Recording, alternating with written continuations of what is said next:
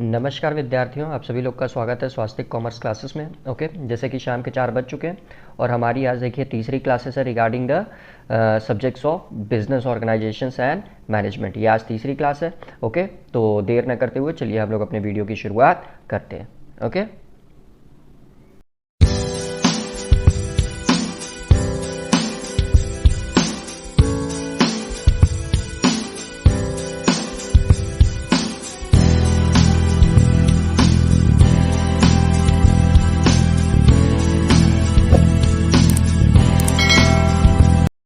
तो जी देखिए कल की क्लासेस में हम लोगों ने क्वेश्चन नंबर 70 तक सॉल्व कर लिए थे। आज देखिए हम लोग क्वेश्चन नंबर 71 से सॉल्व करना शुरू करते हैं। ओके, तो चलिए क्वेश्चन नंबर 71 देखिए हमारा क्या कह रहा है हमसे कि देखिए असर्शन और रीजन वाला क्वेश्चन है। तो कल मैंने बताया था ऐसे क्वेश्चन कैसे सॉल्व करते हैं। ओके, तो पहले आइए असर्शन पढ़ते हैं। देखिए management is a dynamic function which is to be perform continuously, यानी कि जो मैनेजमेंट होता है डायनेमिक फंक्शंस होता है और ये देखिए हमेशा चलने वाली प्रक्रिया है। ओके, तो ये पहला असर्शन तो देखिए बिल्कुल सही है क्योंकि सब जानते हैं मैनेजमेंट एक डायनेमिक फंक्शंस है और ये निरंतर चलने वाली प्रक्रिया है। ओके, अब आइए इसके रीजंस पढ़ते हैं। रीजंस देखिए दे रखा है policies and procedure of management are quickly changed, यानी कि जो पॉलिसी और प्रोसीजर होता है रिगार्डिंग द मैनेजमेंट वो देखिए क्विकली चेंज हो जाता है, सडन चेंज हो जाता है to cope with the changing with the business organization. जैसे ही बिजनेस के इन्वायरमेंट में, सॉरी ऑर्गेनाइजेशन ही इन्वायरमेंट है, कि जैसे ही बिजनेस के इन्वायरमेंट में आपका परिवर्तन होता है वैसे ही रिगार्डिंग द मैनेजमेंट पॉलिसी और प्रोसीजर भी क्या होता है, चेंज हो जाता है। तो अभी हम लोग देखिए यहाँ पढ़े हैं ना, ये डायनेमिक फंक्शंस होता है क्योंकि इसमें परिवर्तन निरंतर होते रहते हैं। ठीक, और ये परिवर्तन कंटिन्यूसली होता रहता है, तो इसका रीजन भी सही है। यानी कि देखिए ए और आर दोनों आंसर करेक्ट है और आर देखिए ए का करेक्ट एक्सप्लेनेशन भी है। ओके, चलिए नेक्स्ट क्वेश्चन की तरफ बढ़ते हैं। क्वेश्चन नंबर 72 देखिए आपसे क्या कह रहा है। लास्ट में देखिए आप लोग कमेंट करके जरूर बताइएगा कि किसका कितना करेक्ट हो रहा है। ओके, 72 आइए पढ़ते हैं। Dash can remove all the problems and can run the business on the right track, यानी कि इनमें से कौन जो होता है वो बिजनेस की सारी प्रॉब्लम को रिमूव कर देता है, दूर कर देता है और बिजनेस को राइट ट्रैक पर रन कराता है। स्टाफिंग, मैनेजमेंट, एडमिनिस्ट्रेशन या कोऑर्डिनेशन। ओके, तो सब जानते हैं मैनेजमेंट ही जो होता है वो बिजनेस संबंधित सारी प्रॉब्लम को ठीक करता है और बिजनेस को राइट ट्रैक पर लेकर आता है। ओके, क्वेश्चन नंबर 73 की तरफ मूव ऑन करते हैं। देखिए हम लोग को कुछ ज़्यादा क्वेश्चंस करने हैं, इसीलिए बात नहीं करते हुए जल्दी से जल्दी क्वेश्चंस को अपने सारे के सारे कंप्लीट करते हैं। Which type of leader use the style with unskilled worker where a great deal of control is needed. Okay, यानी कि देखिए क्वेश्चन आपसे कह रहा है कि किस टाइप के लीडर जो होते हैं वो अनस्किल्ड वर्कर के साथ काम करते हैं। याद रखिएगा, किस टाइप के लीडर्स जो होते हैं वो अनस्किल्ड स्टाइल के वर्कर के साथ कार्य करते हैं। Where a great deal of control is needed, जहाँ पे बहुत ज़्यादा कंट्रोल की आवश्यकता होती है, क्योंकि अनस्किल्ड वर्कर है तो ऑब्वियसली इनको कंट्रोल करना और इनसे काम करवाना बहुत बड़ा टास्क होता है। ठीक, क्योंकि ये अनस्किल्ड है, दैट्स वाई। तो आपसे सवाल पूछ रहा है किस टाइप के नेता जो होंगे वह अनस्किल्ड वर्कर के साथ कार्य करेंगे जहां पे बहुत सारे कंट्रोल की आवश्यकता होगी। Situational leader, transactional leader, transformational leader या डेमोक्रेटिक लीडर। ओके, तो जी देखिए इसका जो आंसर बनेगा वो बनेगा ट्रांजैक्शनल लीडर्स। ट्रांजैक्शनल लीडर जो होते हैं वो देखिए अनस्किल्ड वर्कर के साथ कार्य करते हैं जिसमें कंट्रोल की बहुत ज़्यादा आवश्यकता होती है। ओके, क्वेश्चन नंबर 74 की तरफ बढ़ते हैं। देखिए मैचिंग का क्वेश्चन है तो ध्यान से देखिएगा। 74 आपसे क्या कह रहा है, middle level, lower level, top level और चेयरमैन। तो देखिए हम लोग जानते हैं जो हमारा मैनेजमेंट होता है वो 3 लेवल में डिवाइड होता है। ठीक, सबसे पहला देखिए आपका टॉप लेवल होता है, फिर मिडिल लेवल होता है, फिर लोअर लेवल होता है और फिर एक चेयरमैन होता है। तो आइए अब इससे रिलेटेड देखिए क्या क्वेश्चन हमसे कर रहा है। तो ये लेवल हो गया हमारे, फिर लिस्ट 2 को पढ़ते हैं। Farming the policy, assembling the required resources, interpretation of policies या representing the works grievance before the management। Okay, तो इस हिसाब से देखिए हमको ये ऑप्शन करेक्ट करने हैं। तो देखिए सबसे पहले टॉप लेवल मैनेजमेंट की अगर बात की जाए तो टॉप लेवल मैनेजमेंट क्या करता है, डिसीजन मेकिंग का कार्य करता है। कल के क्वेश्चंस में हम लोग काफ़ी देखे थे। तो इसमें देखिए डिसीजन मेकिंग से रिलेटेड है आपका फॉर्मिंग ऑफ पॉलिसीज, क्योंकि वो देखिए नीतियों का निर्माण करेगा। ठीक, तो इसीलिए देखिए इसका सी का तो पहला ऑप्शन डन। अब बात की जाए मिडिल लेवल मैनेजमेंट की, तो मिडिल लेवल मैनेजमेंट क्या कहता है, ये जो पॉलिसी फॉर्म्ड होती है ना इसी का देखिए इंटरप्रिटेशन करता है। ओके, तो इसका तो हो गया 3।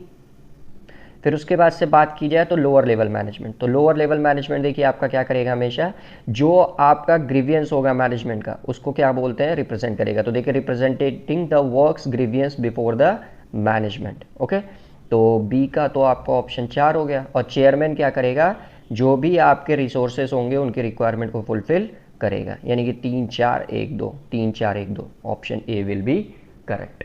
ओके, नेक्स्ट क्वेश्चन की तरफ बढ़ते हैं, क्वेश्चन नंबर 75। ये भी देखिए असर्शन और रीजन का क्वेश्चन है, तो ध्यान से ऐसे क्वेश्चंस पढ़िएगा असर्शन और रीजन वाले।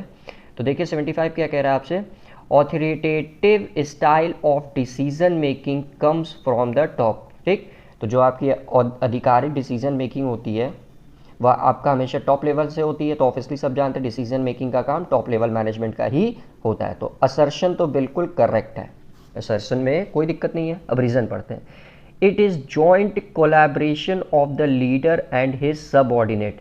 अब कह रहा है आपसे जो टॉप लेवल मैनेजमेंट होता है वो जॉइंट कोलैबोरेशन होता है, किसका भैया, लीडर्स का और इनके सबऑर्डिनेट का। तो ये रीज़न देखिए बिल्कुल गलत है, क्योंकि टॉप लेवल मैनेजमेंट में कभी भी उनके सबऑर्डिनेट पार्टिसिपेट नहीं करते हैं, सिर्फ मैनेजमेंट ही करता है, वो भी टॉप लेवल का।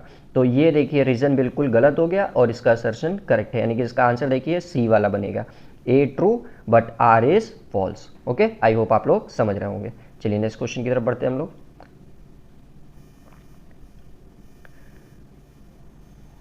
क्वेश्चन नंबर देखिए 76 आपसे क्या कह रहा है, कि क्या बोलते हैं, to prepare plans regarding the work is performed by, यानी कि जो प्लान तैयार किया जाता है कार्य से संबंधित, जो प्लान तैयार किया जाता है कार्य से संबंधित वह किसके द्वारा परफॉर्म किया जाता है। ठीक, सवाल आप लोग समझ गए होंगे कि जो प्लान तैयार किया जाता है वह किसके द्वारा परफॉर्म किया जाता है, lower level management, board of directors, middle level of management या ऑल ऑफ द अबव। तो देखिए जो कार्य का योजना तैयार की जाती है वह कार्य की योजना को जो परफॉर्म करने का जो दायित्व होता है ना, वो हमेशा याद रखिएगा लोअर लेवल मैनेजमेंट का होता है। ओके, 77 पे आते हैं। 77 देखिए आपसे क्या कह रहा है, कि क्या बोलते हैं, the cycle of management continues to operate as so long as, यानी कि the cycle of management continues to operate so long as, यानी कि प्रबंध का चक्र तब तक चलता रहता है जब तक, अब ये ऑप्शन पढ़ते हैं, जब तक क्या, सबसे पहला है आपका क्या बोलते हैं, there is a profit earned by enterprises, यानी कि प्रबंध का चक्र तब तक चलता रहता है जब तक क्या बोलते हैं कंपनी को प्रॉफिट होता रहे। दूसरा, एक ऑर्गेनाइजेशन हो। तीसरा, there is a completion of group goals, की ग्रुप गोल्स का देखिए कंप्लीट हो जाए, जो भी गोल्स कंपनी ने डिसाइड कर रखे थे वो गोल्स अचीव हो जाए। और चौथा, there is existence of partnership, और जब तक आपकी पार्टनरशिप की एग्जिस्टेंस हो। ओके, तो थोड़ा बुद्धि लगा का प्रयोग करिए और बुद्धि लगा के आप लोग आंसर करिए कि इन चारों में से किस केसेस में मैनेजमेंट का कार्य चलता रहता है। ठीक, तो सब जानते हैं कि there is a profit earn by enterprises, जब तक प्रॉफिट चलेगा क्या तब तक ही मैनेजमेंट होगा, नहीं। अगर मान लीजिए कंपनी को लॉस हो रहा है तो भी मैनेजमेंट कार्य करेगा ताकि उस लॉस को रिकवर किया जा सके। ओके, तो ये पहला ऑप्शन तो गलत हो गया। फिर उसके बाद से बी देखिए क्या बोला है, देयर इज एन ऑर्गेनाइजेशन, तो ऑब्वियसली जब तक एक ऑर्गेनाइजेशन रहेगा तब तक एक मैनेजमेंट कार्य करता रहेगा, तो B will be totally correct answer. Okay, और सी भी आइए समझ लेते हैं, there is a completion of group goals. तो ऐसा तो है नहीं कि एक कंपनी ने एक गोल अचीव कर लिया और उसके बाद से क्या बोलते हैं वो अपना कार्य बंद कर देगी। तो देखिए कंपनी का काम क्या होता है, एक गोल अचीव करके सीधे दूसरे गोल की तरफ बढ़ जाना। फिर there is existence of partnership, तो there is existence of partnership, that means जब तक पार्टनरशिप एग्जिस्ट करेगा तब तक ही मैनेजमेंट चलेगा। तो ये भी ऑप्शन देखिए गलत है, तो इसका करेक्ट आंसर आपका बी है, जब तक आपका एक ऑर्गेनाइजेशन होगा तब तक एक मैनेजमेंट अपना फंक्शनेशन करता रहेगा। चलिए क्वेश्चन नंबर 78 की तरफ बढ़ते हैं हम लोग। 78 देखिए आपसे क्या कह रहा है कि according to Massie and Douglas, according to Massie and Douglas, management is the process by which a dash group directs action of others towards common goals. Okay, यानी कि मैनेजमेंट वह प्रक्रिया है जो डैश ग्रुप के साथ डायरेक्ट, मतलब group के साथ मिलकर कार्य करता है किसी कॉमन गोल को अचीव करने के लिए। ठीक, तो इसके बारे में आपको बताना है कि किसके साथ कार्य करता है, कोऑपरेटिव, स्मॉल, लार्ज या सोशल। तो हमेशा याद रखिएगा कोऑपरेटिव ग्रुप के साथ मिलकर ये कार्य करता है। ठीक, क्वेश्चन नंबर 79 देखिए आपसे क्या कह रहा है कि the leaders that requires a strong vision are called, जैसे हमारे मोदी जी हैं, तो ऐसे लीडर जिनको एक स्ट्रॉन्ग विजन की आवश्यकता होती है उसको क्या कहा जाता है? Situational leaders, transactional leaders, transformational leaders, या नन ऑफ द अबव। तो देखिए कल इसके बारे में हम लोग पढ़े थे, जो हम लोग मैच द फॉलोइंग वाले क्वेश्चंस किए थे। तो देखिए स्ट्रॉन्ग विजन की बात हो रही है ना, तो स्ट्रॉन्ग विजन आपको पता होगा एक ट्रांसफॉर्मेशनल लीडर्स हमेशा रखता है। ओके, क्वेश्चन नंबर नेक्स्ट की तरफ बढ़ते हैं। 80 देखिए आपसे क्या कह रहा है? An autocratic leadership style exerts dash control over the employ, यानी कि एक निरकुंश लीडरशिप यानी कि नेतृत्व शैली किस प्रकार से अपने एम्प्लॉय पे कंट्रोल रखती है? पार्शली कोई कंट्रोल नहीं रखती है, नो, या कंप्लीट कंट्रोल रखती है, नन ऑफ द अबव। तो देखिए जो ऑटोक्रेटिक लीडरशिप होता है ना, वो टोटली कंप्लीट कंट्रोल रखता है ओवर द एम्प्लॉय। उनको किसी भी बोलने या अपने बातों को रखने की छूट नहीं होती है, इसीलिए वो टोटल कंट्रोल्ड में होते हैं। दैट्स वाई ऑटोक्रेटिक लीडरशिप हमेशा याद रखिएगा, जो क्या जिसको निरकुंश नेतृत्व शैली भी बोलते हैं, ठीक। तो ये ऑटोक्रेटिक लीडरशिप हमेशा याद रखिएगा कि जो अपने एम्प्लॉयज़ पे होता है वो पूरा का पूरा कंप्लीट कंट्रोल रखता है। ओके, 80 भी हो गया, 81 की तरफ मूव ऑन करते हैं।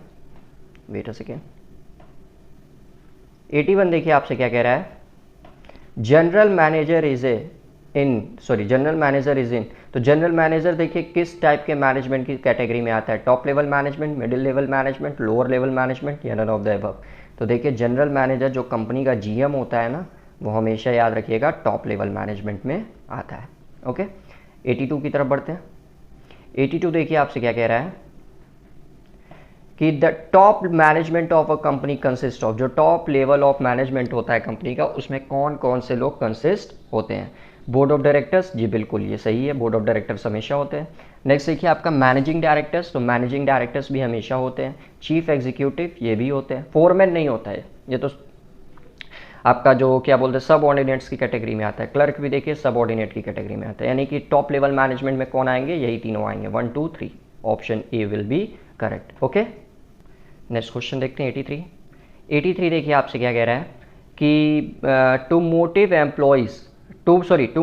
Employees to achieve higher productivity is the function of, यानी कि कर्मचारियों को प्रेरित करके हायर प्रोडक्टिविटी, ज़्यादा से ज़्यादा उत्पादन करने की क्रिया को क्रिया किसके अंतर्गत आती है?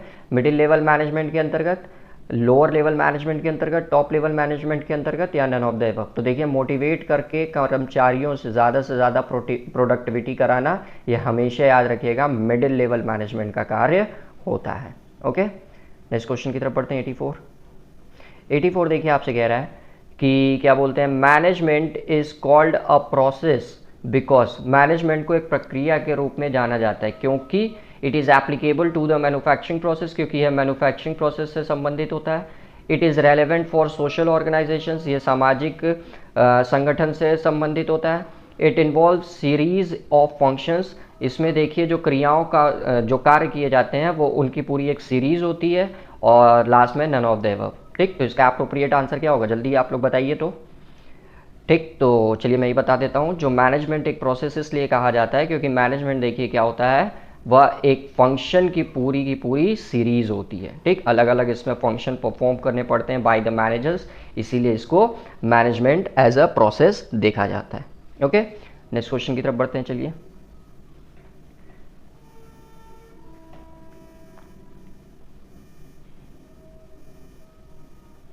क्वेश्चन नंबर 85 देखिए आपसे क्या कह रहा है कि who is the founder of administrative management.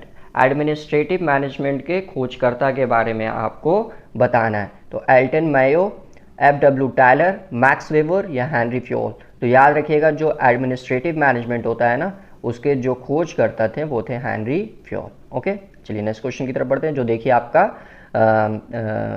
Code से रिलेटेड क्वेश्चन है। तो चलिए आइए देखते हैं। क्वेश्चन देखिए आपसे क्या कह रहा है कि arrange the following functions of manager in an organization in correct sequence. Okay, तो मैनेजर्स के जो क्रियाएं होती हैं उनको करेक्ट सीक्वेंस में हमको अरेंज करना है। तो मैनेजर्स देखिए इन सब में से सबसे पहला कार्य क्या करता है, सब जानते हैं, सबसे पहला कार्य वो करता है प्लानिंग। ओके, कल देखिए इसके बारे में मैंने बता रखा था आपको। सबसे पहले देखिए वो क्या करता है, प्लानिंग करता है। प्लानिंग के बाद से देखिए उसका जो नेक्स्ट कार्य होता है वो क्या होता है, ऑर्गेनाइजेशन का, ऑर्गेनाइजिंग करना। फिर उसके बाद से देखिए वो क्या करेगा, कर्मचारियों पे कंट्रोल करेगा, एंड कंट्रोल करने के बाद वो उनको मोटिवेट करके और काम कराएगा। तो 4 3 2 1, option D will be totally correct. Okay, next question की तरफ बढ़ते हैं हम लोग। उससे पहले ये जान लीजिए कितने बच्चे देखिए सोच रहे होंगे कि कंट्रोलिंग कैसे, क्या बोलते हैं, बीच में आ गया, मोटिवेशन लास्ट में आ गया। एक्चुअली देखिए होता है क्या है, कंट्रोल करना, मान लीजिए अगर वेस्टेज हो रहा है कंपनी में, या कंपनी को क्या बोलते हैं उनकी जो प्रोडक्शन कॉस्ट हो रही है वो बढ़ रही है, क्लियर। तो जब प्रोडक्शन कॉस्ट बढ़ रही है तो देखिए जब फिर तब ये आपका मैनेजर जाएगा उसको चेक करेगा, तो चेक करने के बाद से उसको लगेगा कि हाँ जब प्रोडक्शन कॉस्ट इंक्रीज हो रही है तो देखिए कंट्रोलिंग का कार्य तो वो कर रहा है। तो जब उसको पता चलेगा कि क्या बोलते हैं प्रोडक्शन कॉस्ट इंक्रीज कर रही है, तो जो उससे संबंधित एम्प्लॉयज़ होंगे उनके पास जाएगा, वो उनको देखिए फिर मोटिवेट करता है कि भैया ऐसा देखो करोगे तो तुम्हारा ही क्या बोलते हैं कंपनी की देखो मैनेजमेंट कॉस्ट बढ़ेगी, मैनेजमेंट की कॉस्ट बढ़ेगी तो ऑब्वियसली मैनेजमेंट का जो प्रॉफिट होगा वो कम होगा, प्रॉफिट कम होगा तो ऑब्वियसली सैलरी भी आप लोगों को कम दी जाएगी। और देखिए जब वेस्टेज कंट्रोल्ड होगा तो ऑब्वियसली कंपनी को ज़्यादा प्रॉफिट होगा, कंपनी को ज़्यादा प्रॉफिट होगा तो इससे कंपनी के एम्प्लॉयज़ को भी फ़ायदा होगा। तो इसीलिए देखिए मोटिवेशन का कार्य लास्ट में होता है, ठीक, लास्ट में नहीं होता एक्चुअली, इसके बाद भी बहुत सी प्रक्रियाएं होती हैं, लेकिन यहाँ देखिए कंट्रोलिंग पहले होगा और मोटिवेशन इस वजह से बाद में होगा, क्लियर। तो इसीलिए इसका आंसर पहले देखिए आपका कंट्रोलिंग आया था फिर मोटिवेशन आया था, तो इसीलिए डाउट मत करिएगा आप लोग। चलिए 87 पे पढ़ते हैं। 87 देखिए मैच करने वाला क्वेश्चन है। देखिए क्वेश्चन आपसे क्या कह रहा है, लिस्ट ए और लिस्ट 2 दे रखा है आपको, ठीक। अब इससे हमको मैचिंग करना है। तो सबसे पहले planning, organizing, staffing and directing. अब ये आपका दे रखा है यहाँ पे कि attempts in achieving coordination, formulation of budget, group of objectives and assignment to right people, and next है आपका मैन पावर प्लानिंग और रिक्रूटमेंट ऑफ पर्सनल। ओके, तो देखिए क्या बोलते हैं, अगर हम लोग ध्यान दें तो यहाँ पे देखिए जो स्टाफिंग दिया था, स्टाफिंग का काम क्या होता है, मैन पावर को प्लान करना और रिक्रूटमेंट प्रोसेस को परफॉर्म करना, यानी कि सी का तो देखिए 4 will be totally correct. Okay, उसके बाद से देखिए डायरेक्टिंग की अगर बात की जाए तो डायरेक्टिंग का काम क्या होता है, अटेम्प्ट्स इन अचीविंग कोऑर्डिनेशन, यानी कि समन्वय स्थापित करना, तभी ना डायरेक्शन होगा, जब तक समन्वय स्थापित नहीं होगा तब तक डायरेक्शन होना ही नहीं है। तो देखिए इसका तो बना 1, और देखा जाए तो फिर आता है ऑर्गेनाइजिंग। तो ऑर्गेनाइजिंग यानी कि ऑर्गेनाइजिंग का काम क्या होता है, ऑर्गेनाइजेशन हमेशा देखिए ग्रुप वर्क परफॉर्म करता है, that's why grouping of objectives and assignment to the right people, यानी कि क्या बोलते हैं ग्रुप अपने उद्देश्यों का ग्रुपिंग करेंगे और उसको जो करेक्ट पीपल होंगे उनको वह कार्य सौंपेंगे। तो यानी कि इसका तीसरा हो गया, तो इसको ऑब्वियसली 2 बनेगा कि फॉर्मुलेशन ऑफ बजट, प्लानिंग की तरह, क्योंकि बजट क्या होता है, फॉरकास्टिंग ही है, फॉरकास्ट करना होता है बजट, तो प्लानिंग के तहत ही होगा, क्योंकि प्लानिंग में क्या कहते हैं हम लोग नीतियों का निर्धारण करते हैं। तो 2 3 4 1 विल बी करेक्ट आंसर, तो डी इसका देखिए ऑप्शन करेक्ट होगा। 88 पे आते हैं। 88 देखिए आपसे क्या कह रहा है कि according to views expressed by different management authorities, management and administrations are. Okay, तो क्या बोलते हैं according to views express by different management authority, यानी कि अलग अलग आपका क्या बोलते हैं जो मैनेजमेंट के व्यूज़ जो लोग रखते हैं उनके हिसाब से जो अथॉरिटी, मैनेजमेंट एंड एडमिनिस्ट्रेटिव सार, तो अथॉरिटी यानी कि जो अधिकार, मैनेजमेंट यानी कि प्रबंध, और जो प्रशासन होता है वह किस प्रकार से संबंधित है। ये क्या सिनोनिम्स है, ये क्या डिफरेंट होते हैं, सिनोनिम्स मतलब एक प्रकार के ही हैं, डिफरेंट मतलब अलग अलग है, या बोथ है भी, या नन ऑफ द अबव। तो देखिए अथॉरिटीज़ अलग होता है, मैनेजमेंट अलग होता है और एडमिनिस्ट्रेशन अलग होता है, ये तीनों अलग अलग है, तो इसीलिए इसका आंसर बनेगा डिफरेंट। ओके, क्वेश्चन नंबर 89 की तरफ मूव करते हैं हम लोग। 89 देखिए आपसे कह रहा है कि कंसीडर द फॉलोइंग स्टेटमेंट। चलिए आइए स्टेटमेंट हम लोग पढ़ते हैं। तो बोला planning is the primary functions of management, जी ये पहला ऑप्शन तो एकदम करेक्ट है। Efficiency means doing the right task, completing activities and achieving goals. Okay, management is not universally necessary in all the organisation, ये ऑप्शन गलत है, क्योंकि मैनेजमेंट आपको पता होगा कि यूनिवर्सल होता है, हर जगह इसको फॉलो किया जाता है। तो तीसरा ऑप्शन तो गलत है। वेल हमसे पूछ क्या रहा था कि which of the following statement above is correct, कौन सा स्टेटमेंट करेक्ट है ये आपसे पूछ रहा है। ओके, तो ध्यान दीजिए पहला ऑप्शन टोटली करेक्ट था कि प्लानिंग जो होता है वो प्राइमरी फंक्शंस ऑफ मैनेजमेंट होता है। दूसरा देखिए एफिशिएंसी यानी कि क्षमता मीन्स क्या होता है, ये राइट टास्क मतलब सही कार्य देखना, उनको कंप्लीट करना और गोल्स को अचीव करना। तो ये भी देखिए सही है, यानी कि ए और बी दोनों सही, इसलिए इसका answer both A and B बनेगा। ओके, क्वेश्चन नंबर 90 पढ़ते हैं। ये भी देखिए मैचिंग वाला क्वेश्चन है। क्या कह रहा है आपसे कि क्या बोलते हैं, ऑथोरिटेटिव और पार्टिसिपेटिव, फिर क्लासिक और फिर ट्रांसफॉर्मेशनल, फिर बोर्ड ऑफ डायरेक्टर्स और फोरमैन और फिर ऑर्गेनाइजेशनल और सोशल। ये आपके कॉन्सेप्ट दे रखे हैं। अब फिर इससे रिलेटेड टर्म्स देखिए, styles of managers, objectives of management, types of decision या लेवल ऑफ मैनेजमेंट। ओके, तो इससे संबंधित देखिए आपको आंसर करना है। तो सबसे पहले देखिए अगर हम लोग बोर्ड ऑफ डायरेक्टर्स और फोरमैन को पिक करें तो बोर्ड ऑफ डायरेक्टर्स और देखिए जो फोरमैन की कैटेगरीज में आ जाएंगे तो टॉप लेवल्स ऑफ मैनेजमेंट आ जाएंगे। आपको पता होगा जैसे board of directors top level management, foreman आपका लोअर लेवल मैनेजमेंट में होगा। तो सी का तो टोटली 4 बनेगा। तो सी में 4 कहाँ कहाँ दिख रहा है, इसमें दिख रहा है और इसमें दिख रहा है, यानी कि ए और बी को देखिए हमारा ऑप्शन ही गलत हो जाएगा। ऐसे क्वेश्चन को आप लोग भी इसी तरह एग्जाम में करिएगा एलिमिनेट कर करके। अब आगे बढ़ते हैं। उसके बाद से देखिए क्या बोलते हैं, जो अथॉरिटी और पार्टिसिपेटिव का काम होता है।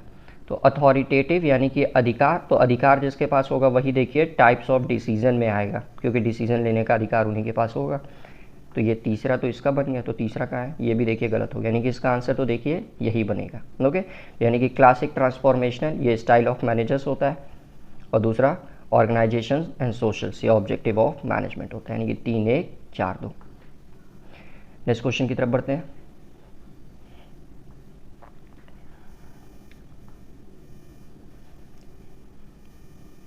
ये भी देखिए मैचिंग का ही क्वेश्चन है।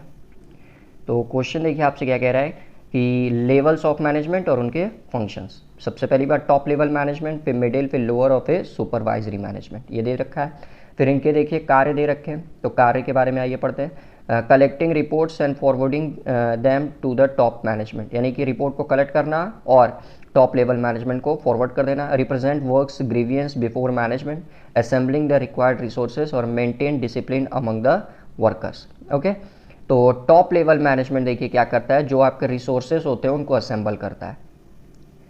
तो तीसरा तो ये हो गया।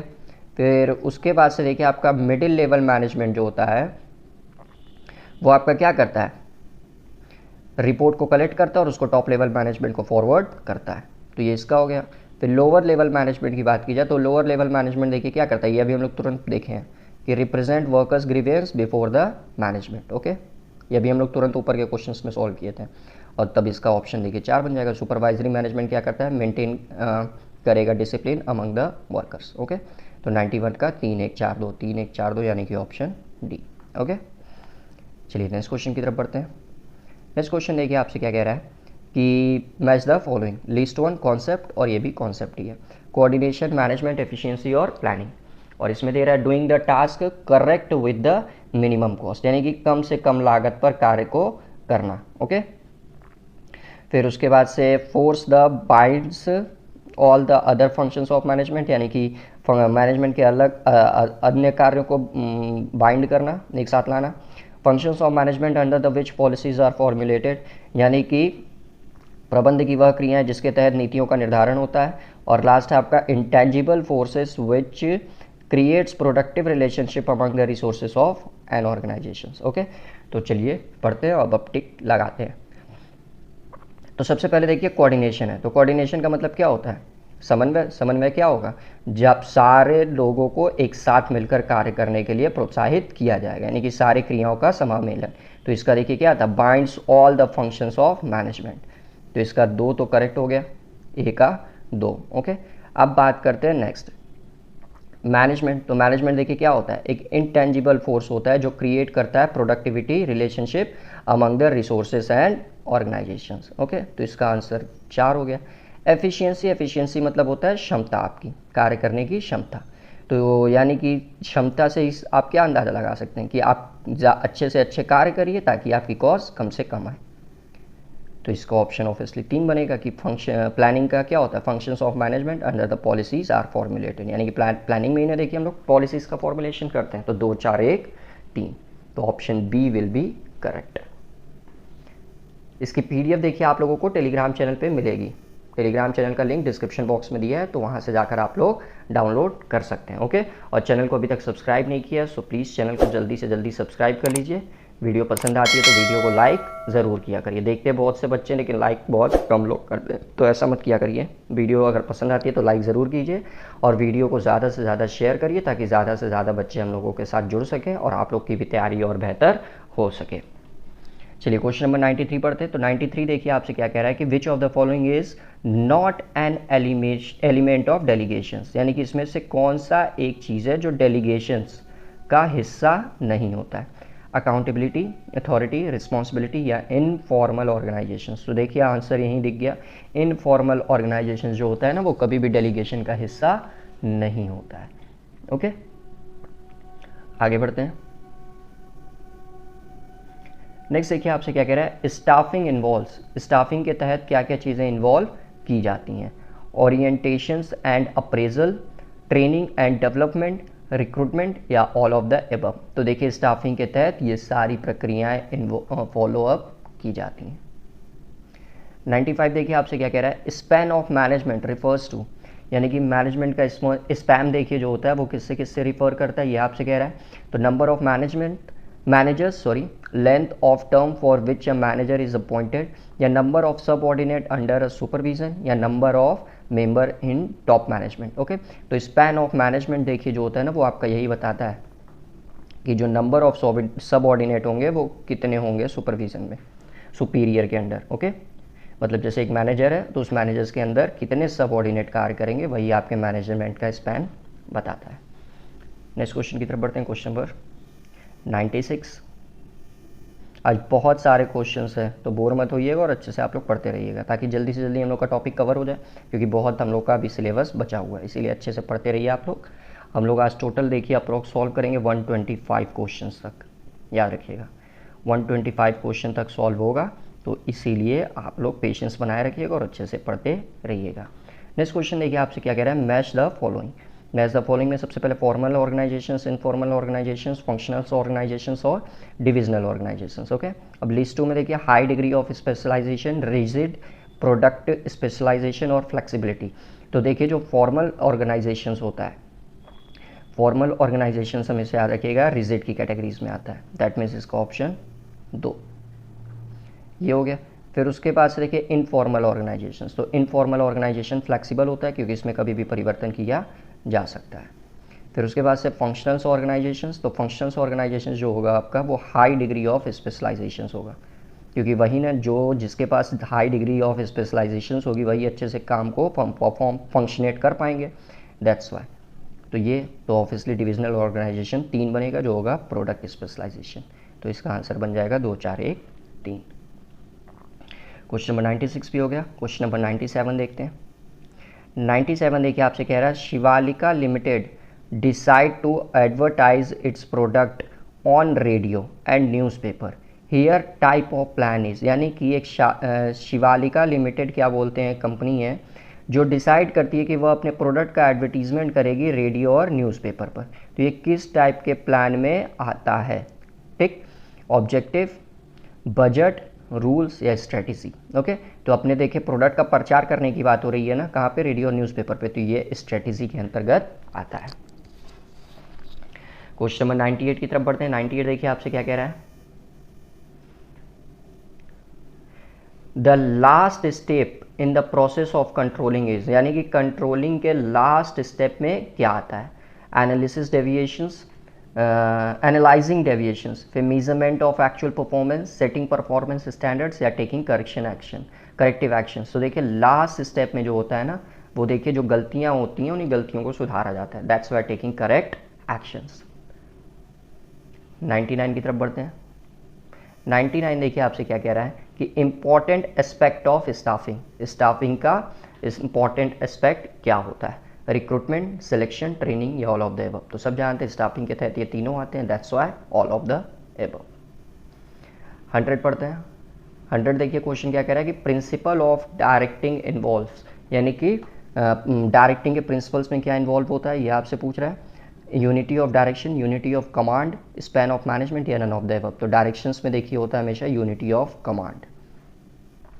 नेक्स्ट क्वेश्चन बढ़ते हैं। क्वेश्चन नंबर 101 देखिए आपसे क्या कह रहा है कि harmony of objectives is a principle of. Okay, जो हार्मोनी ऑफ ऑब्जेक्टिव्स होता है वो किसका प्रिंसिपल होता है, यानी कि उद्देश्यों का सामंजस्य किसका सिद्धांत होता है। ओके, डायरेक्टिंग का, प्लानिंग का, कंट्रोलिंग का है, ऑर्गेनाइजेशन का। तो अभी हम लोग पढ़ें कि डायरेक्टिंग देखिए यहाँ क्या होता है। वेट अ सेकेंड, डायरेक्टिंग क्या होता है, यूनिटी ऑफ कमांड होती है, यानी किसी में देखिए उद्देश्यों का क्या होता है, सामंजस्य होता है। दैट्स वाई इसका आंसर बनेगा डायरेक्टिंग। 102 देखते हैं। 102 देखिए आपसे कह रहा है the main advantages of functional organisations. ठीक, क्रियात्मक संगठन का सबसे बड़ा एडवांटेजेस, लाभ क्या होता है। यह सिंप्लिसिटी, स्पेशलाइजेशंस, एक्सपीरियंस या अथॉरिटी। तो फंक्शनल्स ऑर्गेनाइजेशंस की बात हो रही है ना। तो अभी हम लोग देखिए ऊपर जब मैच द फॉलोइंग वाला क्वेश्चन कर रहे थे तो वहाँ देखे थे जो फंक्शनल्स ऑर्गेनाइजेशंस होता है उनको उनके स्पेशलाइजेशंस की वजह से जाना जाता है। 103 देखते हैं। 103 क्या कह रहा है आपसे कि which of the following is the most democratic form of organisations, यानी कि इसमें से कौन सा जो मैनेजमेंट है, ऑर्गेनाइजेशंस है सॉरी, वो सबसे ज़्यादा डेमोक्रेटिक होता है। ठीक, line and staff and functional हो गई एक्शन, फंक्शनल और कमिटी। तो डेमोक्रेटिक की बात हो रही है ना, तो ये याद रखिएगा, लाइन एंड स्टाफ। 104 देखिए आपसे। 104 क्या कह रहा है कि plan made in the light of competitors plan is known as. Okay, यानी कि ऐसा प्लान जो आपके कॉम्पिटिटर को ध्यान में रख कर बनाया जाता है, तो इस टाइप के प्लान को क्या कहा जाता है, पॉलिसी, प्रोसीजर, स्ट्रैटेजी या अंडर कवर प्लान। तो जब भी याद रखिएगा, अपने जो प्रतियोगी होंगे उनको ध्यान में रखकर जो प्लान बनाया जाता है उसी को हम लोग स्ट्रैटेजी की संज्ञा देते हैं। 105 देखिए आपसे क्या कह रहा है, अ प्रपोज्ड ऑर्गेनाइजेशनल चेंजेस में क्रिएट। ओके, जो आपका ऑर्गेनाइजेशनल चेंजेस होता है जिसको प्रस्तावित किया गया है वह क्या क्रिएट करता है, ये आपसे पूछ रहा है। Emotional turmoil and tension, problem of social displacement, fear of known या ऑल ऑफ द अबव। तो ये देखिए सारी चीज़ें क्रिएट करता है। 106 देखिए आपसे क्या कह रहा है कि identify the correct sequence of steps involve in planning. Okay, planning में जो करेक्ट सीक्वेंस आपको बताना है। सबसे पहला आपका selecting the best course of action, establishing the sequence of activities, establishment of objectives. Wait a second, next page पे जाना पड़ेगा।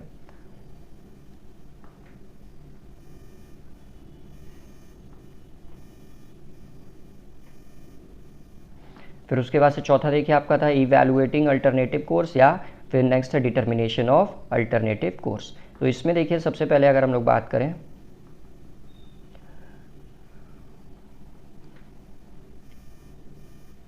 सबसे पहले देखिए हम लोग अपने ऑब्जेक्टिव्स का निर्धारण करते हैं। तो तीसरे में तो देखिए पहला का पहला आपका करेक्ट हो जाएगा, तो यानी कि सबसे पहला ऑप्शन बनेगा तीसरा। फिर उसके बाद से देखिए आप लोग, वेट अ सेकेंड, फिर उसके बाद से देखिए हम लोग क्या करेंगे, अलग अलग कोर्सेज को इसके अल्टरनेटिव को फाइंड करेंगे। यानी कि फिर 3, 5 किस में दिख रहा है हमको भैया, इन्हीं दोनों में दिख रहा है। यानी पहला दूसरा तो टोटली गलत हो चुका है, तो 3, 5 ही हो गया। फिर उसके बाद से देखिए 4, यानी कि इसके बाद से देखिए चौथा पॉइंट आएगा, बोले तो इवैल्यूएटिंग अल्टरनेटिव कोर्सेज। ओके, मतलब जो देखिए यहाँ पे अल्टरनेटिव कोर्सेज फाइंड कर लिए थे हम लोग, उसको फिर इवैल्यूएट करेंगे कि हाँ कौन सा सही है कौन सा नहीं सही है, किसको चूज़ करना चाहिए किसको स्किप करना चाहिए वो। अब उसके बाद से आता है पहला और दूसरा वाला, तो इसमें देखते हैं ये क्या होता है हमारा।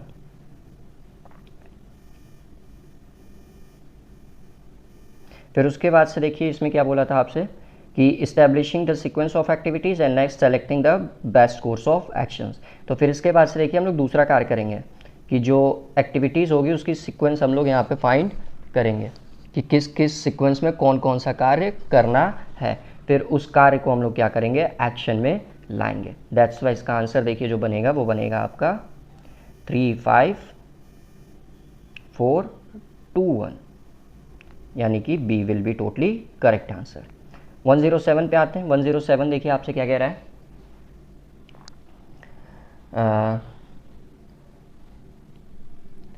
विच of the following statement is correct या आर करेक्ट। इसमें से कौन सा स्टेटमेंट करेक्ट है उसके बारे में आपको बताना है। Transfer is an external source of recruitment. Transfer जो होता है वो क्या एक एक्सटर्नल सोर्स होता है, गलत। ट्रांसफ़र क्या होता है, जैसे मान लीजिए ए और बी 2 विभाग हैं, तो एक विभाग से दूसरे विभाग में ट्रांसफ़र करना, तो ये एक्सटर्नल कहाँ हुआ, ये तो इंटरनल ही हुआ। एक्सटर्नल तो तब होता है जब कोई तीसरा व्यक्ति बाहर से आता। ठीक, तो ये तो पहला ऑप्शन गलत है। तो पहला गलत हो गया तो ऑब्वियसली डी भी टोटली क्या होगा, गलत ही होगा। बी की जब बात की जाए तो बी देखिए आपसे क्या कह रहा है कि promotions does not involve higher positions, status and responsibility, तो ये भी गलत है। जो प्रमोशन होता है क्या उसमें हायर पोजीशन नहीं इन्वॉल्व होती है? अब क्या एक पीसीएस की पोस्ट पे कार्य करने वाला व्यक्ति आईएएस नहीं बन सकता है? बिल्कुल बन सकता है। तो इसीलिए इसमें देखिए क्या बोलते हैं, प्रमोट होकर ही नहीं बन रहा है, मान लीजिए परीक्षा देके बन रहा है तब तो अलग बात है, लेकिन प्रमोशन के थ्रू भी तो आप पीसीएस से आईएएस बन सकते हैं। तो प्रमोशंस भी देखिए हायर पोजीशन में इन्वॉल्व होता है। तो इसका करेक्ट आंसर देखिए बनेगा सी, क्या कि एडवर्टीजमेंट जो होता है वो एक्सटर्नल सोर्स ऑफ रिक्रूटमेंट होता है। तो इसीलिए देखिए कोई भी नौकरी का जब हम लोग का फॉर्म आता है तो देखिए किसके थ्रू आता है, एडवर्टीजमेंट के थ्रू आता है कि हाँ ये एडवर्टीजमेंट के थ्रू ये परीक्षाएं निर्धारित कंडक्ट की जानी है। क्लियर? तो देखिए एडवर्टीजमेंट के थ्रू ही आता है। और फिर उसके बाद से जो भी संस्था होती है, जैसे हमारे उत्तर प्रदेश में मान लीजिए जो परीक्षाएं होती हैं मैक्सिमम वो यूपी ट्रिपल एससी के थ्रू होती हैं, यानी कि उत्तर प्रदेश सब ऑर्डिनेट स्टाफ सिलेक्शन कमेटी के द्वारा, यूपी ट्रिपल एससी के द्वारा परीक्षाएं कंडक्ट की जाती हैं। तो देखिए एक्सटर्नल होता है और बच्चे इसका फॉर्म भरते हैं तब जाके उनका सिलेक्शन होता है। तो ये एक्सटर्नल एक संस्था है ना, दैट्स व्हाई। 108 की तरफ बढ़ते हैं। 108 देखिए आपसे क्या कह रहा है कि need hierarchy theory of motivation was given by, यानी कि हायरार्की थ्योरी ऑफ मोटिवेशन किसके द्वारा दिया गया है? WG स्कॉल, AH Maslow, Peter F डरकर या F हर्सबर्ग। तो याद रखिएगा hierarchy theory of motivation AH Maslow द्वारा दिया गया है।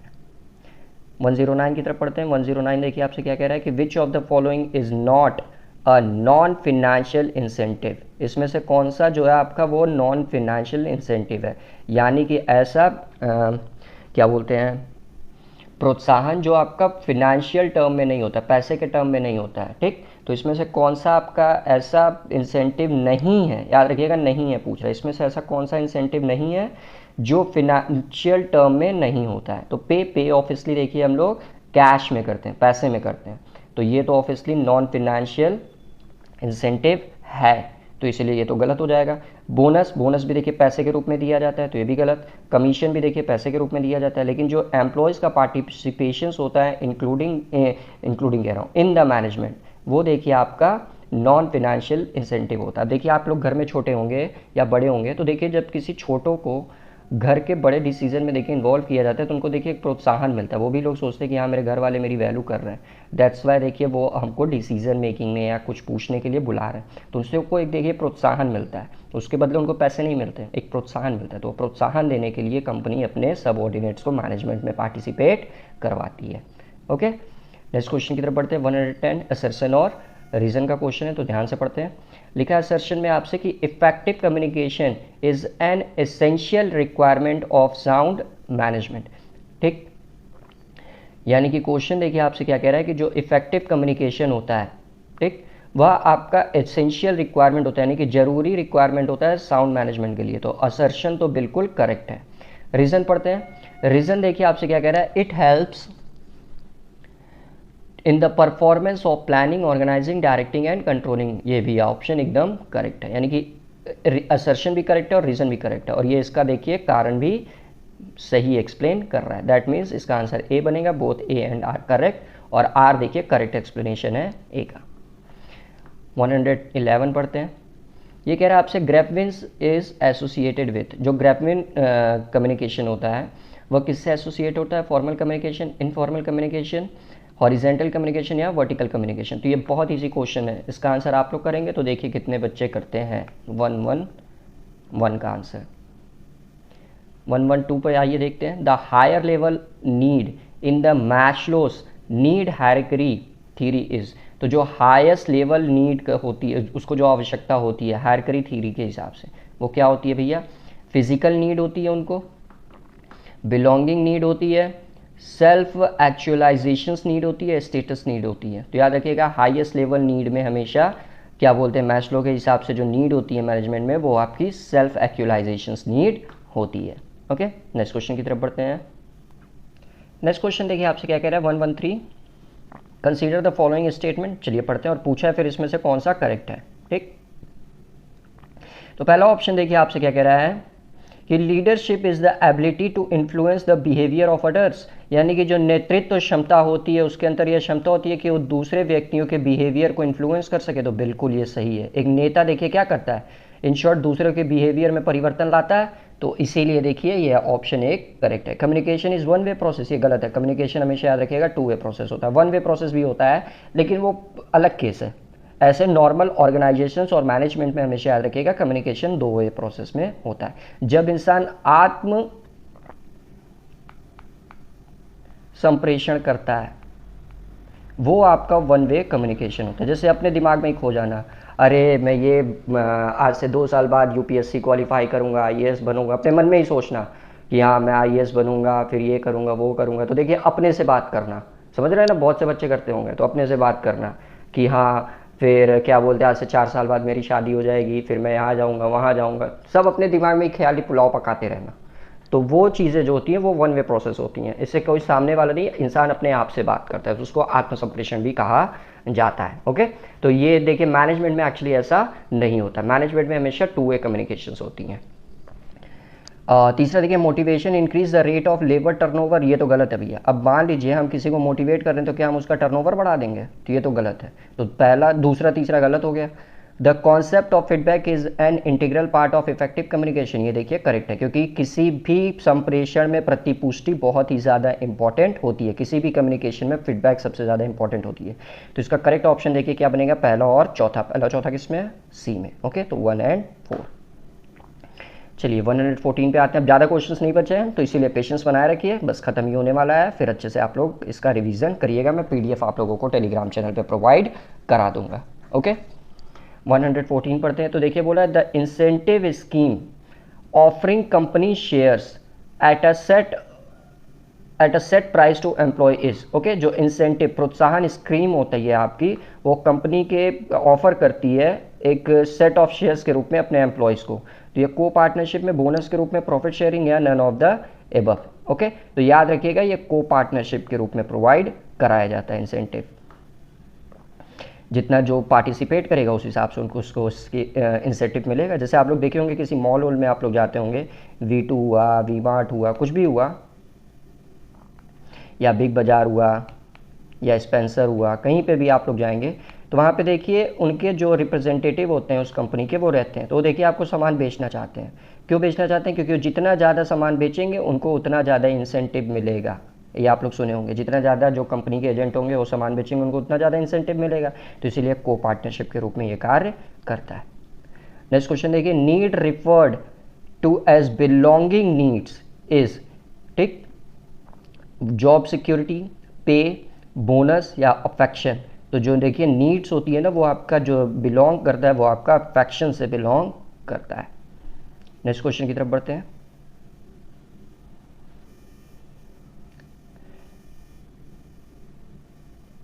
देखिए 116 क्या कह रहा है आपसे कि Maslow defines one of the need in the need hierarchy as desire to become everything one is capable of becoming, identify the need। यानी कि मैस्लो की आवश्यकता की जो वो कॉन्सेप्ट है उसके हिसाब से कि कोई भी व्यक्ति डिज़ायर टू बिकम एवरीथिंग, की कोई भी व्यक्ति कुछ भी बनने को तैयार होता है, one is capable of becoming, जो उसके अंदर कैपेबल, उसके अंदर क्षमता होती है उस हिसाब से। ठीक, तो ये किस टाइप की आवश्यकता है? Security need, steam needs, psychological needs या सेल्फ एक्चुअलाइजेशन नीड। तो देखिए क्या बोला था सवाल में, ये आंसर था डिज़ायर टू बिकम एवरीथिंग, यानी कि कुछ भी बनने की आवश्यकता जो उसके क्षमता के अनुसार हो। तो ये व्यक्ति की क्षमता के अनुसार है, यानी कि सेल्फ एक्चुअलाइजेशन नीड। क्वेश्चंस को देखिए ध्यान से पढ़े होते हैं आप लोग तो आंसर इजली कर लेते हैं।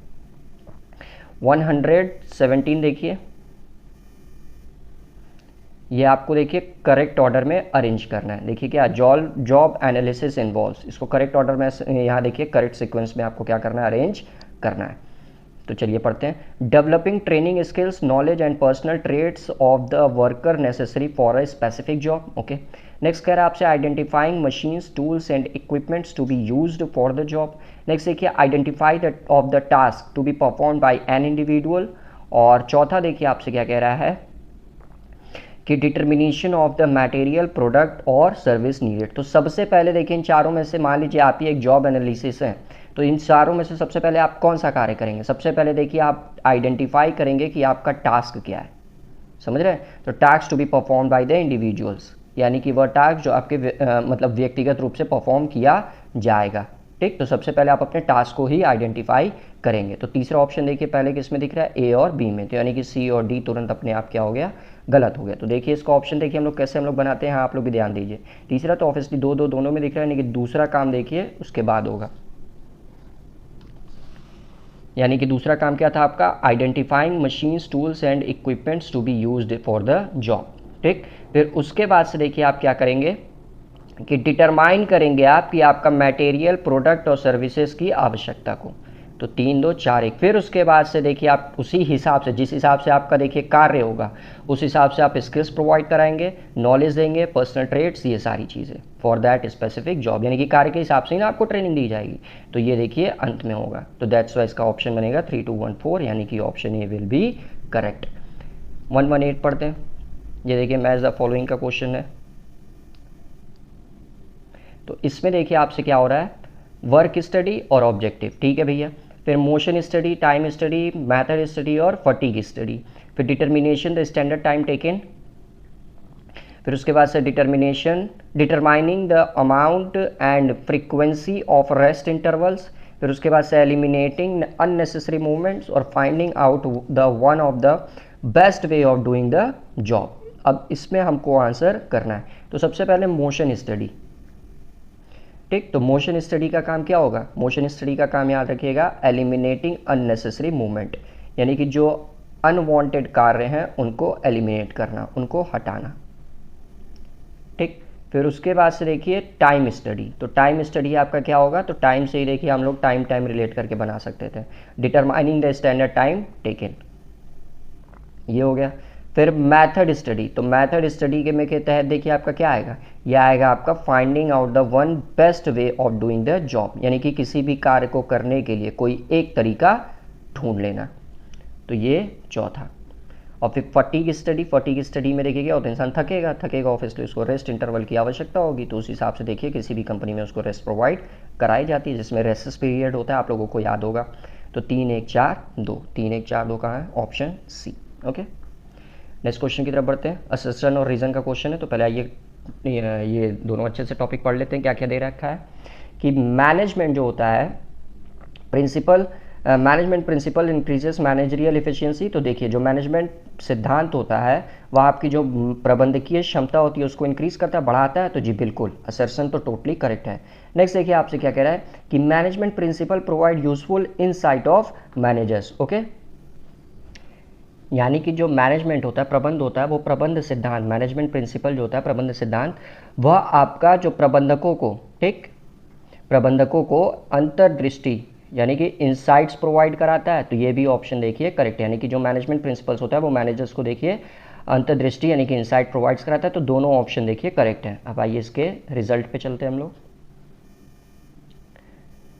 रिजल्ट में देखिए कोड दे रखा था कि आर करेक्ट ए रॉन्ग। अच्छा ये तो जिसमें देखिए ऑप्शन सी करेक्ट बन जाएगा कि दोनों करेक्ट है। ओके, 120 की तरफ चलिए हम लोग बढ़ते हैं। बस 6 क्वेश्चन और बचे हैं, 125 तक सॉल्व करने हैं हम लोग को। तो देखिए principle of management which implies that there should be one head and one plan for group of activities having the same objective is, यानी कि प्रबंध का वह सिद्धांत जिसके तहत देखिए क्या बोलते हैं, there should be one head and one plan, यानी कि एक ही प्लान होना चाहिए और उसी पे देखिए एग्जीक्यूशन होना चाहिए for a group activities having the same objective. और यह देखिए जो वन प्लान को हम लोग बना रखे हैं उसको देखिए ग्रुप एक्टिविटी द्वारा अचीव करना चाहिए, जो सब के सब उसी प्लान के अहेड काम कर रहे हों, उसी प्लान के टूवर्ड्स काम कर रहे हों। क्लियर, यानी कि जो कंपनी का एक गोल सेट हो रखा है उस गोल को अचीव करने के लिए कंपनी का जो ऑर्गेनाइजेशनल ग्रुप है वो उस कंपनी को गोल्स को अचीव करने के लिए एक साथ कार्य कर रहा है। तो किस श्रेणी में आता है आपका? Unity of directions, authority and responsibility, unity of command या नन ऑफ द एबव। तो याद रखिएगा पूरा देखिए जो मैनेजमेंट है वो कंपनी के गोल्स जो सेट कर रखे हैं वो ग्रुप के रूप में कार्य कर रहा है, एक प्लान है और उसी के टूवर्ड्स वो मूव कर रहा है। तो ये यूनिटी ऑफ डायरेक्शन के तहत आता है। ओके, कि हाँ सब के सब एक ही डायरेक्शंस की ओर कार्य कर रहे हैं। 121 आइए पढ़ते हैं। 121 देखिए आपसे क्या कह रहा है कि which of the following statement is not true, इसमें से कौन सा स्टेटमेंट ट्रू नहीं है। The principle of fair remuneration insist on adequate salary to employees, ठीक। दी नॉट ट्रू आपसे पूछा है, याद रखिएगा। तो इसमें सबसे पहला द प्रिंसिपल ऑफ फेयर, यानी कि जो फेयर रेमुनरेशन यानी कि जो आपका पारिश्रमिक का सिद्धांत है, insist adequate salary to employ, जो बताता है कि हाँ कि एक पर्टिकुलर सैलरी दी जाएगी कर्मचारियों को, तो पहला स्टेटमेंट तो करेक्ट है, क्योंकि जो भी कर्मचारी किसी भी ऑर्गेनाइजेशन में कार्य करता है उनको देखिए एक एडुकेट सैलरी दी जाती है ना, तो पहला स्टेटमेंट तो करेक्ट हो गया। और यहाँ हमसे नॉट ट्रू पूछा है। नेक्स्ट देखिए आपसे बोला है the principle of management establish relationship between cause and effect, यानी कि जो देखिए आपका क्या बोलते हैं प्रबंधकीय सिद्धांत होता है, वह आपका जो संबंध स्थापित करता है between the causes and effect, यानी कि कारण और प्रभाव के बीच में संबंध स्थापित करता है कि हाँ क्या कारण था और उससे क्या प्रभाव पड़ा, ठीक। तो ये स्टेटमेंट आपका दे रखा है, तो ये भी ऑप्शन बिल्कुल करेक्ट है। नेक्स्ट देखिए management principles are developed overnight, तो ओवरनाइट नहीं होता एक्चुअली, ये जो मैनेजमेंट का प्रिंसिपल्स होता है वो क्या रातों रात हम लोग डेवलप कर लेते हैं, नहीं, इसके पीछे सालों की मेहनत लगी होती है। आप लोग को पता होगा कोई भी प्रिंसिपल एक रात में ऐसे ही डेवलप नहीं हो जाता है, तो ये ऑप्शन टोटली रॉन्ग है। तो इसका आंसर यही क्या बोलते हैं बनेगा, ऑप्शन सी, ये सी है एक्चुअली, तो यही इसका करेक्ट आंसर होगा। 122 देखिए आपसे क्या कह रहा है, स्पिरिट डी कॉप्स मीन, यानी कि स्पिरिट डी कॉप्स का मतलब क्या होता है, ये आपसे पूछ रहा है। All is well, union is strength, fair remuneration या नन ऑफ द अबव। तो स्पिरिट डी कॉप्स का मतलब होता है union is strength. Okay, next question की तरफ बढ़ते हैं। 123 देखिए आपसे क्या कह रहा है, when many specialist supervise each worker, ठीक, जब बहुत सारे स्पेशलिस्ट मिलकर किसी एक व्यक्ति को सुपरवाइज करते हैं, एक कर्मचारी को सुपरवाइज करते हैं। Which technique of scientific management is described here, तो किस प्रकार की टेक्निक जो होती है साइंटिफिक मैनेजमेंट की उसको यहाँ पे डिस्क्राइब की जा सकती है। Time study, mental revolution, motion study या फंक्शनल फोरमैनशिप। तो देखिए यहाँ पे क्या हो रहा है, बहुत सारे स्पेशलिस्ट मिलकर जो सुपरवाइज कर रहे हैं एक कर्मचारी को, ठीक। तो ये देखिए फंक्शनल फोरमैनशिप के तहत आएगा। नेक्स्ट क्वेश्चन देखिए हमारा क्या कह रहा है 124 कि which of the following states the nature of management principles. Okay, तो मैनेजमेंट प्रिंसिपल्स के नेचर्स के बारे में आपसे पूछा है, ये यूनिवर्सली होता है। दूसरा आपका तो ऑब्वियसली सब जानते हैं जो मैनेजमेंट होता है वो यूनिवर्सलिटी होता है, तो पहला तो ऑप्शन बिल्कुल करेक्ट है, यानी कि बी वाला ऑप्शन देखिए गलत। इवैल्यूएटिव, जी मैनेजर्स के कार्य को इवैल्यूएट भी किया जा सकता है, तो एक और दो दोनों करेक्ट है, यानी कि ये भी देखिए गलत। तो इसका आंसर तो देखिए यहीं से मिल गया, सी बनेगा। ये डायनेमिक होता है जी बिल्कुल, क्योंकि इसमें निरंतर परिवर्तन होता रहता है। अल्टरनेटिव, मैनेजमेंट का कोई और भी अल्टरनेटिव है क्या, मैनेजमेंट को किसी चीज़ से रिप्लेस किया जा सकता है, कभी नहीं। रिलेटिव, मैनेजमेंट का रिलेटिव से क्या काम, तो 1 2 3 will be totally correct answer. और देखिए हमारा लास्ट का आज का क्वेश्चन जो, और मैनेजमेंट का भी लास्ट क्वेश्चन आज का, देखिए क्या कह रहा है हमसे, who is the father of principal of management. Okay, तो ये तो बहुत ईजी क्वेश्चन है, ये आप लोग का होमवर्क है, देखते हैं कितने बच्चे आंसर कर रहे हैं। तो देखिए टोटल हम लोगों ने मैनेजमेंट के 125 क्वेश्चन सॉल्व कर लिए, ठीक। 125 क्वेश्चन टोटल हम लोगों ने मैनेजमेंट के सॉल्व कर लिए। अब कल देखिए नए टॉपिक पे हम लोग डिस्कस करेंगे, तो इसीलिए चैनल पर बने रहें। चैनल को अभी तक सब्सक्राइब नहीं किया तो चैनल को प्लीज़ जल्दी से जल्दी सब्सक्राइब कर लें। वीडियो पसंद आती है तो लाइक ज़रूर करें, क्योंकि डेली शाम के 4 बजे इसी तरह हमारी क्लासेस चलती रहती है regarding the upcoming competition exam of UP BEd. और जो बच्चे स्टेट यूनिवर्सिटीज़ के एमकॉम बीकॉम के लिए अपीयर होंगे वो, और जो बच्चे CUET common university entrance test में भी अपीयर होंगे एमकॉम बीकॉम के लिए, उनके लिए भी ये क्लासेस रेगुलर चल रही है। ओके, और वीडियो को ज़्यादा से ज़्यादा शेयर करिए ताकि ज़्यादा से ज़्यादा बच्चे जुड़ सके और आपकी जो पढ़ाई है वो और अच्छे से हो सके। और देखिए इसका पीडीएफ मैं आप लोगों को अपने टेलीग्राम चैनल स्वास्तिक 0421 पे प्रोवाइड करा दूंगा आज, तो इसीलिए जाइए चैनल को भी फॉलो करिए। और किसी भी बच्चे को अगर कोई भी क्वेरी करनी हो, कुछ भी जानना हो, कुछ भी पूछना हो, तो देखिए टेलीग्राम पे मेरे को डायरेक्ट मैसेज कर सकता है। मेरा टेलीग्राम का देखिए पर्सनल यूज़र आईडी है विकास_श्री। ओके, और अभी तक आप लोगों ने हम लोगों को इंस्टाग्राम पे फॉलो नहीं किया, so go and follow also there. हमारा यूज़र आईडी है स्वास्तिक कॉमर्स क्लास। ओके, तो चलिए आज के क्लास का यहीं विराम लगाते हैं, मिलते हैं कल की शाम को 4 बजे। तब तक आप लोग अच्छे से पढ़ाई करते रहिए।